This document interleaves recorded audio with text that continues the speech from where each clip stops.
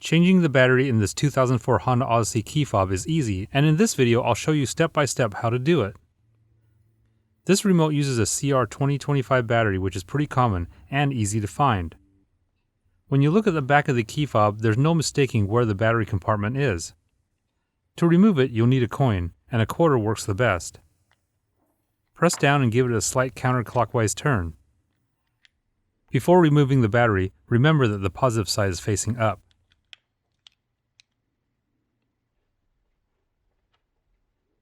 Now it's as easy as setting the new battery back into the key fob and replacing the cover. Line up the triangle to the circle with a dot in it. Then take your coin and turn clockwise so the triangle faces the open circle. And that's it! Your key fob should be good to go for several years now. If this video was helpful, please give me a thumbs up and don't forget to hit the subscribe button to stay up to date on all my weekly videos.